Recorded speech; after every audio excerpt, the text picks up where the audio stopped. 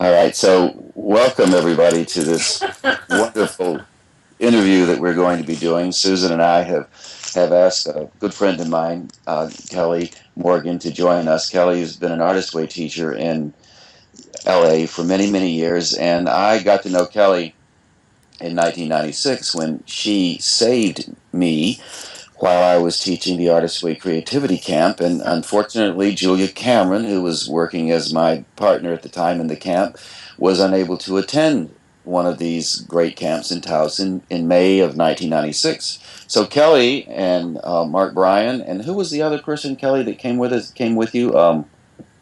Gosh, I don't remember now. Yeah. I Well, remember Mark and I, yeah.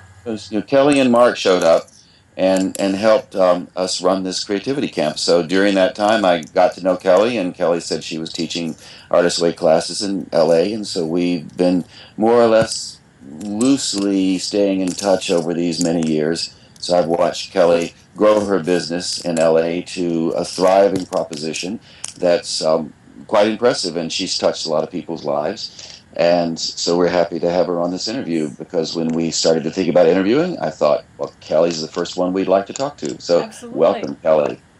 Thank you. Welcome. Thank you. Yes, this Right. is Yeah. this is the first and hopefully a series. We thought we would interview people who are teaching the artist way and get their perspectives on uh, the program and how they teach it and what issues they see with students and that sort of thing. So welcome to you and welcome to everyone listening to this interview. Um, So maybe Kelly, you could start with a little background about how you came to the artist's way and what your how you came to it, the history. Sure. Actually, I was working in advertising and marketing and for many years wanted to change my career and was really frustrated because it seemed so. The way that I came to the artist's way was by way of my career, in that I was very unhappy with my job in advertising and had been for many years. I tried lots of logical things to change my career, and in the course of that, met Julia Cameron, who had written a book called Healing the Artist Within. It was an early version of The Artist's Way. And she was teaching creativity camps at the time, or workshops. And she asked me to come to one, but I felt that I was representing artists and wasn't an artist myself at the time. And so I thought, well, I can read the book. I might not be able to do the workshop, but I could read the book. And I went, asked Julia if I could buy a copy, and she said sure. And she delivered it personally to my house. And when she was there, she looked around my house and she said, Kelly, wow, I think you're really creative. She saw the upside down umbrella in my dining room and the colorful walls. And she said, in fact, I think you're not only very creative, that you're, instead of being creative yourself, you're what I call a shadow artist. You're Mm-hmm. representing other artists instead of being one yourself. And that really changed a little bit the way I was looking for a new career, and that I started to take writing classes. I'd always wanted to be a writer. I started taking art classes, pottery, all of those different things. Many years passed. I stayed in advertising, and then one day my mother got sick. Mm-hmm. I was in my early 40s at the time, and I realized, wow, I mean, I don't have forever to change this career thing. Yeah. And I prayed. I just prayed. I just said, hey, I give up. I've tried all these practical things, interviews, resumes, all of Mm-hmm. these things. I've tried a lot of careers. Nothing's working. And the very next day, I returned to Los Angeles from visiting my mother, and there was a call from Mark Bryan on my phone. And it was inviting me to see him and Julia at the Bodhi Tree bookstore in Hollywood to see The Artist's Way. And it was I just gotten off the plane. It was late. I didn't even make it to the class on time. I walked into the back of the room. It was filled with people. And I just felt like, wow, this was an answer to my prayer because Mm-hmm. it was too synchronistic. And so I went to that class. And then when that ended, I asked Mark if I could assist him and started doing that. Uh, got fired from my job in advertising.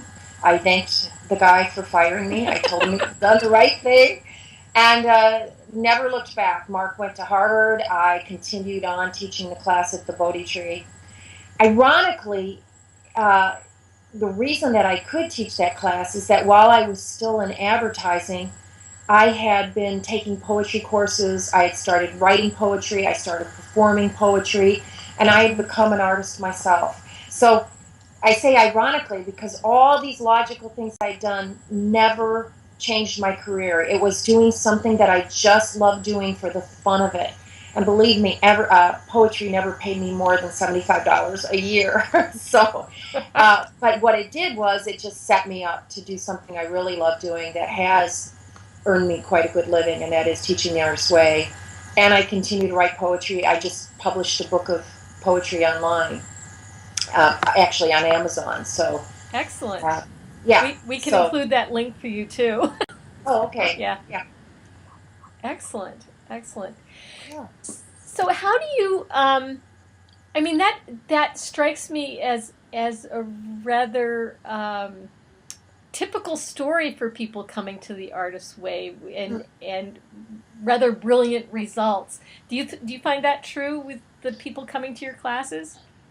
Absolutely. Sometimes I talk to people, or a lot of times before they come, and the one thing that they seem to share in common, at least 90% of them, is that they're in some kind of transition. Mm-hmm. They're wanting to end something, start something new. They're in between. They don't know what they want. So it can be with career. It can be with a relationship. Yeah, and it doesn't matter if they're an artist or not an artist. It seems to be a common thread. Yeah. I would agree. So maybe you could tell us a little bit about your classes. We've been playing around with formats quite a bit, so we're curious how other people are doing it too. We're actually going to be doing a 6-week class starting in January.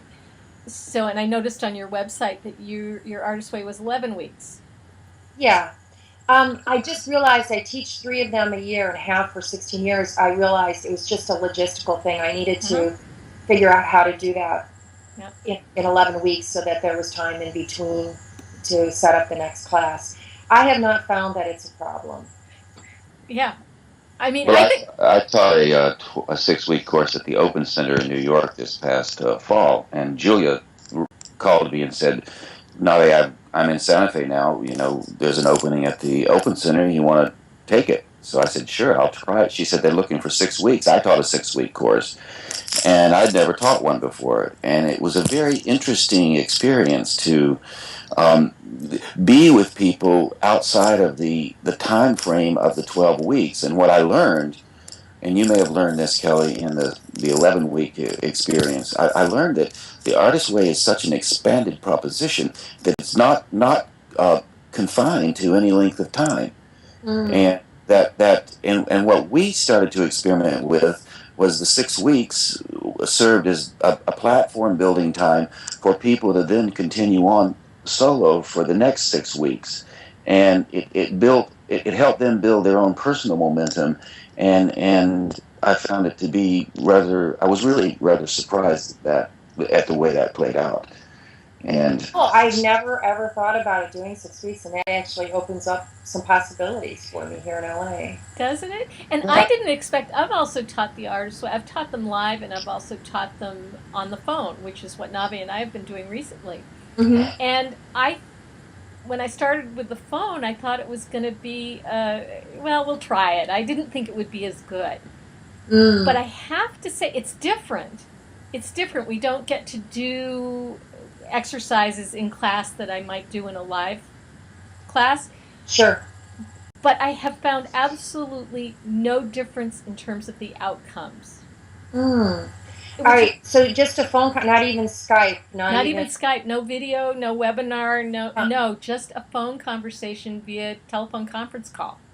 Huh. And did they go into clusters or anything like that? So I've supported them with a variety. I've experimented with a number of formats for the forum, but there is something online where they can connect, and I do assign them buddies, and I rotate rotate those as we go through, so they get a chance to meet everybody, connect with other people during the week in between classes, and they have the forum, which in the last one, the one we did last summer, was very, very active.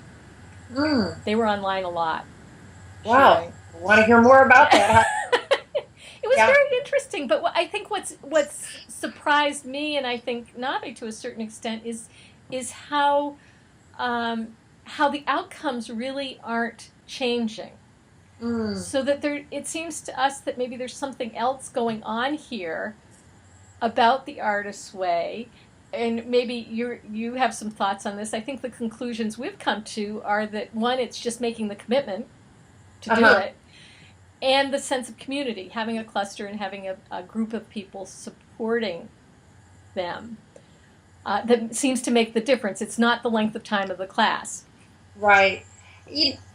Yes, probably those two things. I could give a lot of logical reasons about why the artist's way works. And then there's just something about people setting that intention, making a decision to connect to something beyond their intellect. That seems to happen. And that's the most powerful thing of all. You know? And so I see that happen.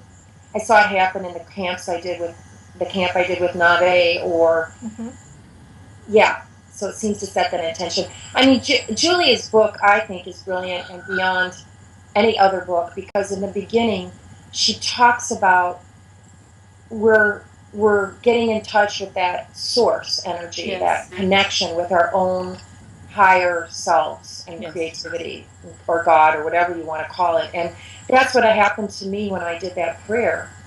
Is I let go of some of those rational processes, and by letting go of those rational processes, synchronicity could happen, and I came up with a new career. I took action too, but What was that? I took action on the synchronicities, on the coincidences that happen when we're in the zone. Yeah, so maybe that's the third ingredient, that you have the intention and the commitment, you have the group support of a community, and you take action. Yeah. And those are the three ingredients that make a difference. Such an important thing. Yeah. And I'm part of a group right now, and they're not doing the morning pages, or not doing the readings, and they're not whatever. So it's probably in 16 years, the group that's done the least of it. And we had to look at last night in the discussion group, wow, what is underneath that? And again, I think Julie has a lot of wisdom about procrastination, and underneath that, fear. So they were able to, in that discussion period, realize that, wow, this is behind them not working with the tools. But in order for things to change, they do need to start working with the tools. So. And what week are you in the program? We're in week 7. Interesting. It's always interesting. There's always at least one who's not doing them, but it's interesting you have a group. Well, I have up to 50 to 70 people in a group. Wow. It's quite different sometimes than a smaller group. So last night there were a lot of people that, there were a good 15 people that were not working with one or more tools, Have you done smaller groups? Have you done smaller groups? In my advanced workshops, which are the Artist Way is the entree into my advanced trainings. Yes, I have done smaller groups. Do you find a big difference between the 75 people and the smaller groups, and how small are they? Well, I always think that both. My writing groups are 10 or 12 people, so it's a little bit more intimate. There's something very exciting. Most of them are about 40, 45, something like that. But there's something very exciting about having that size of a community. Doing the clusters and just watching how people have relationships and see their reflections in other people in the room, who they're having negative reactions to, who they're having positive reactions to. Really, that's information about themselves. And also, I do a lot of work with voice dialogue, meaning how people's voices of their critics and their they're perfectionists are really stopping them. So they can see a lot of that in a group environment. So it's just juicy. It's fun. It is. It is. Yeah. Excellent. Navé, you were trying to jump in there, I think. Yep. Well, I had something to say, but I forgot what it is now. I have to just come back. I was gonna ask a question, but I did lose track of it, so I should have jotted it down. It'll come back. It will come back. My apologies. I'm trying to think of it now, and I can't quite. I was something. Oh, I know what it was. I was going to ask you, Kelly, to reflect on this. Go back to action, and it seems like in the artist way, part of it's so incremental because the actions that people are asked to take are rather small. Really, at the end of the day, you do an exercise, you write the morning pages, maybe you take your artist date, whatever you do that's been assigned that week, or maybe some of it you do, some of it you don't do. But each time you take that action, those little actions are training you for bigger actions, and eventually the action becomes I'm going to commit to my life. Absolutely. I mean, those actions actually change your brain chemistry. They set new growth in the brain. Mm-hmm. Mm-hmm. Yeah. So that's what happened to me. Is that right? You have new grooves in your brain, and you keep getting new grooves, Jim. You're in Paris, and I'm not, so you're doing some groove. Yeah, and inaction also does things to your brain. I mean, just about everything we do impacts how our brain functions and how it evolves, and it is constantly evolving. Well, and I want to define inaction because one of the things and how I work with people is I think how you do one thing is how you do everything. So for me, the way people are doing their morning pages is really a reflection of what's getting in their way in their whole life. So to me, if they're having resistance with the morning pages, which as Navé said is at the end of the day a pretty small thing to do every morning, if they're having resistance to that, interesting, curious. Rather than beating oneself up about it, they can say, this is the same thing that's getting in the way of my dream to write a book or to create a new career or to create anything. Yeah. It's one thing is the same as everything. So, I think it's revealing. And last night we talked about the resistance to doing some of these things. And what came up is Freud's definition of resistance. He said it's a fear of revealing ourselves. Mm-hmm. So that was an interesting, it wasn't about getting mad at ourselves for not doing some of the techniques. It was looking at what can we learn from this? How are we doing this? Curious, interesting. Absolutely. See, curious. We were talking about and then I curiosity. want to say something about inaction. Sometimes inaction is being. Sometimes to be is the right action. Yes. So action is not always furious doing. Sometimes it's quiet. Well, I've gotten lately in these courses when I tell people that at the beginning of the course I say, no matter what you do in the course each week, at the end of the week, the only rule I want you to apply to your work is to say that this week has been a complete success, no matter what you did, no matter how much or how little you did, and then move on to the next week and the next week, and always know that the artist can loop back around and pick something up. You don't have to do it all in 1 week. And it's not a way of telling people to not do the work. It's just a way of dealing with realistically with how we all approach our daily lives. Sometimes we just don't get it done, and there's no reason to feel guilty about something we don't do, and there's every reason to feel good about all the things you do. So easy to focus on those things we didn't do. Yeah, there's a story that I found somewhere, and I share it with the people who come to my classes.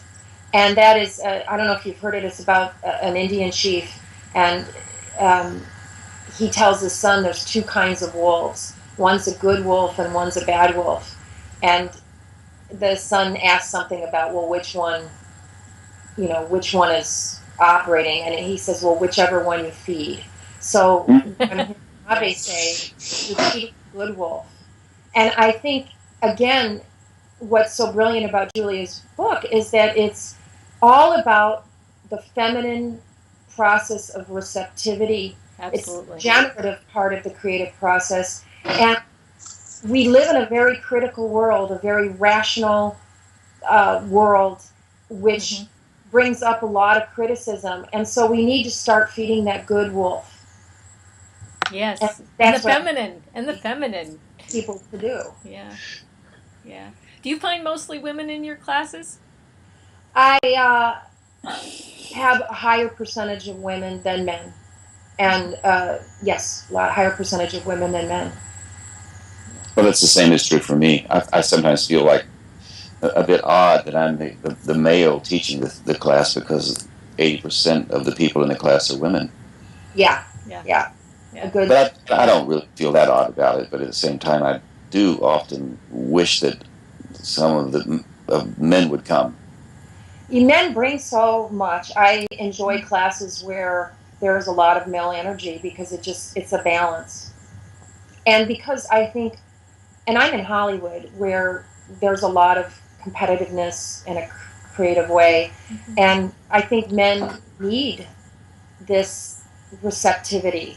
They need to get into the feminine side of their creativity, especially in there's such a hierarchy here in LA as far as creative endeavors go. Well, it's all about bringing it together and integrating the masculine and feminine, and it's hard when all we're getting is women. That's why I like teaching with Navé, because at least we have a strong masculine presence in class. Yeah, I've often thought I could change the title to... What's that? You're necessary. Yes. I appreciate you noticing, Kelly. I have a pretty well developed masculine side too. I've done a lot of work in that realm, but it's nice having it's fun teaching with Navé. So I was thinking maybe we could, in the next class, we could advertise that we've changed the name of one of the chapters. Instead of, say, chapter 6, Recovering a Sense of Abundance, we could call it Recovering a Sense of Drag Racing, and then we could get more guys. What do you think about that? I don't know if drag racing is quite the thing, but... That's right. Rev it up, boys. Let's go. But it might be worth something to think about as we expand what we're offering, building on the artist's way, how to bring in that masculine element. It's a great question. It is a great question. And my experience of working with Navé too is he has quite a developed feminine side. He does. And so that really... Oh, really? Do I? Yes, you do. Flatter me some more now. Yeah. Well, I think it's a good thing as an artist, and it's receptive, so I really noticed that in you, and I think that's every individual, that's our job, is to balance those two out, whether we're male or female. So yes. Yeah, because too much masculine as a woman really can get in the way too. Absolutely. Sometimes I wonder if you pull away from the definitions of masculine and feminine for a moment and just and think about if one throws oneself into into life with some enthusiasm, that's when this blend happens. And maybe we've defined it as masculine and feminine, and indeed there's something to that because the women and the men have different ways of doing things, and then we all overlap. But somehow there might be a more universality going on as well when you start practicing your art more. So there is a balance. We call it feminine, masculine, but who knows if there might be other names for it too. Archetype. Go ahead.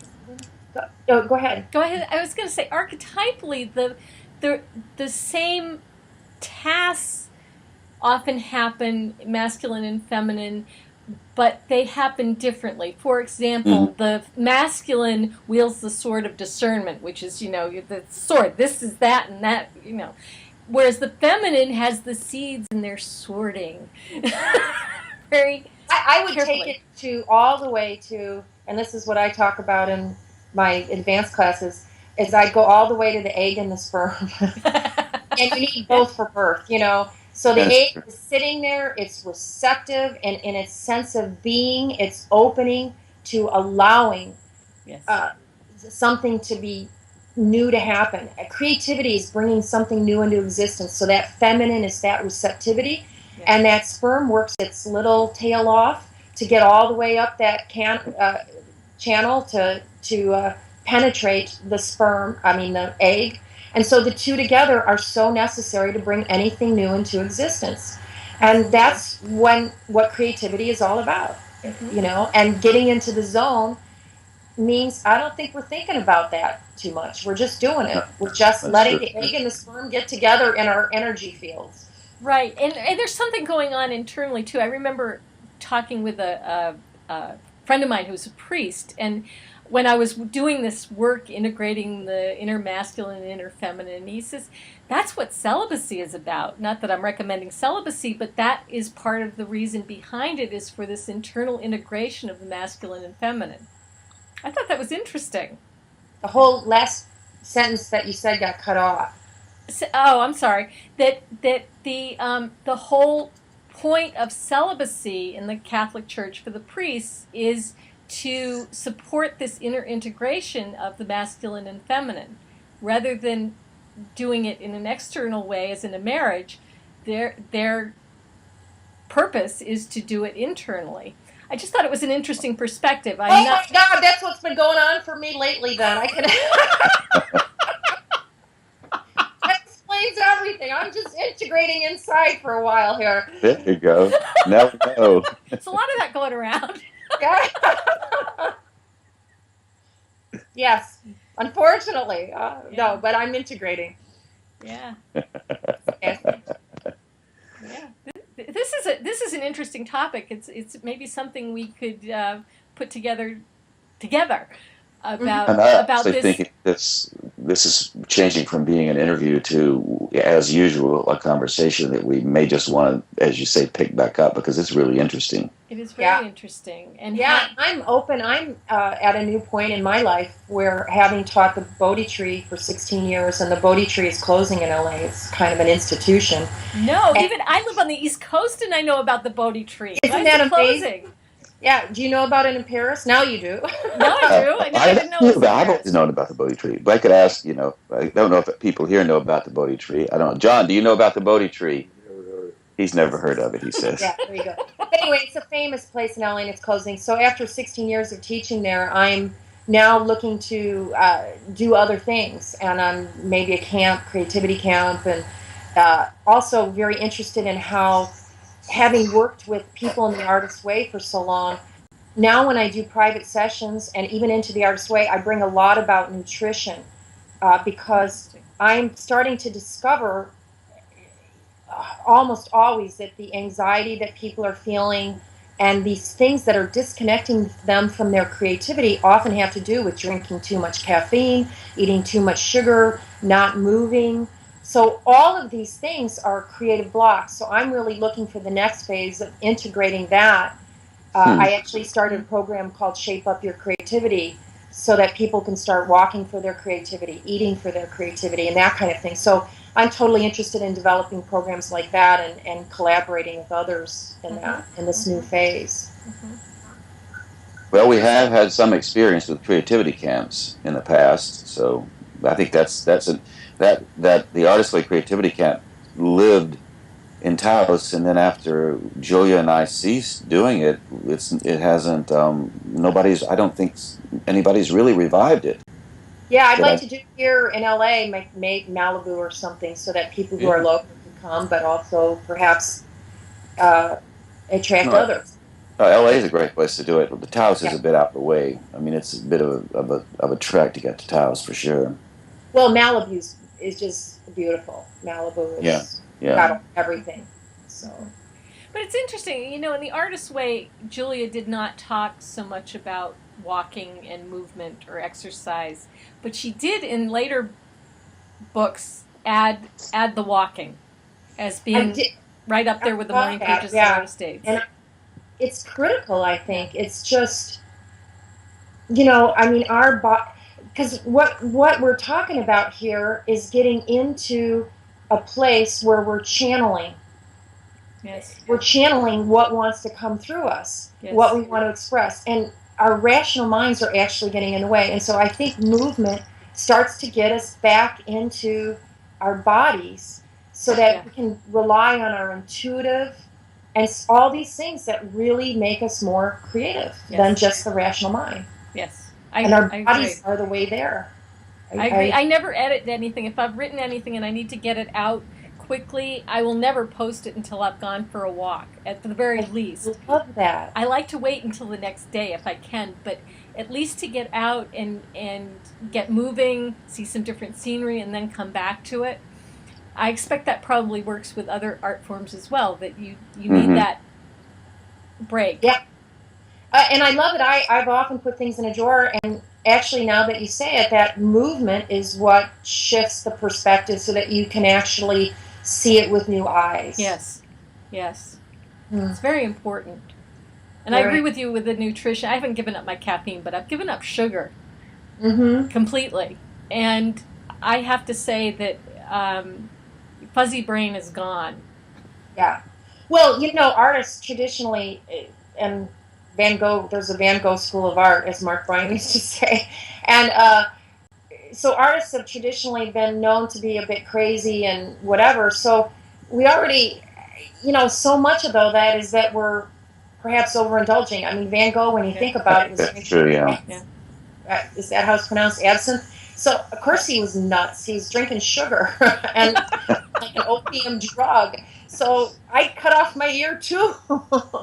But I think nowadays we're seeing that artists can get sober and have second and third careers, and absolutely, it really changes everything. And then to add in beyond sobriety, there's good health, and it just opens up the channel.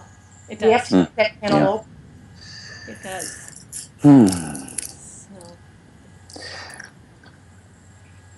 I had, this is a bit of a shift. I think it may go back to our conversation about action, but it was something, as I was reading your website and seeing the background in advertising, and one of the things I see in artists and people coming to the artist way is whatever they've been doing in this shadow artist realm often gets discounted. Yes. So my question was, what did you learn in that environment, in the advertising, as much as you wanted to leave it? What did you learn that has helped you as an artist and as a facilitator of the artist's way? Oh my gosh, without having had that career, I don't think I could have this one.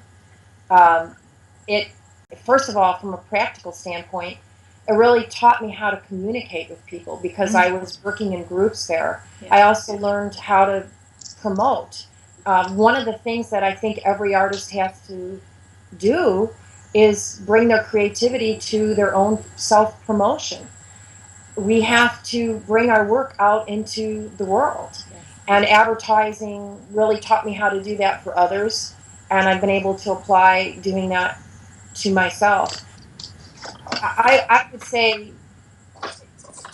it just taught me so much. It also taught me how to be in a world that a lot of my students are coming from. In other words, a lot of students I'm working with are either selling to corporations, they're working in corporations, and I had a lot of experience with that. I've worked with CEOs of companies and Fortune 500 and international advertising agencies. So I worked at that level, and I can work with people who come into my classes and who are very successful and yet feel like something's missing from their eyes. Right. So you really understand that because you've lived it.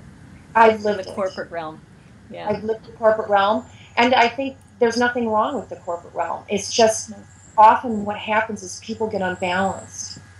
Yeah. We're the masculine and feminine balance. Well, they get unbalanced. Exactly. In the masculine. One way or another, yeah. However they're operating in that realm, they're needing to get more receptive, less rigid, less rules, maybe rebel a little bit.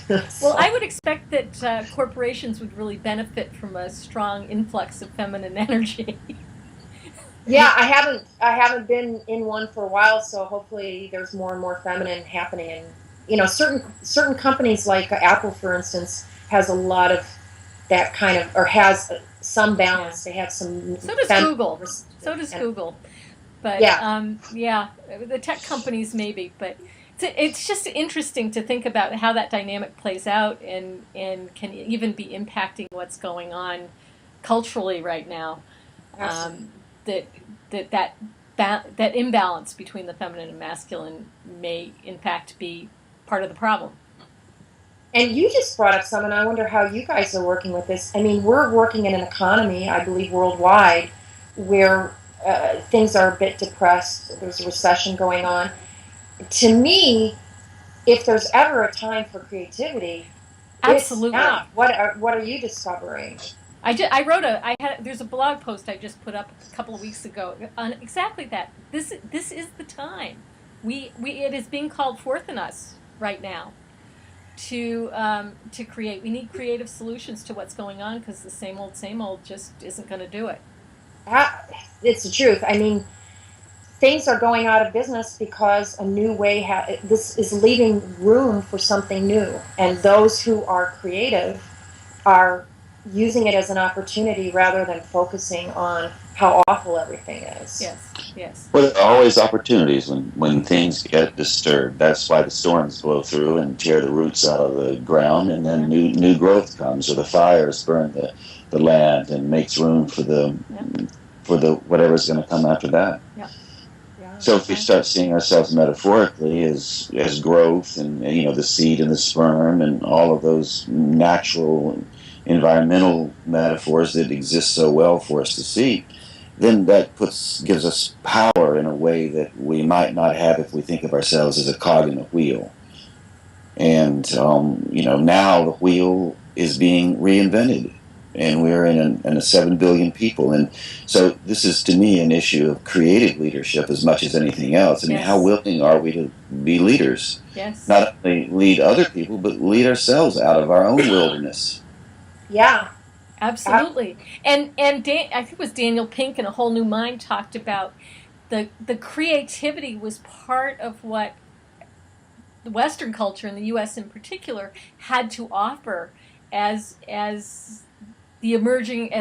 new culture emerged. Mm-hmm. That it was that creative element, that innovative element. I think the rest of the world is catching up, but it was interesting because he was talking about this 5 or 6 years ago when that book came out. Wow, I'll have to read that. Yeah, it's quite good. It's quite good. So I am aware that Navé needs to get going.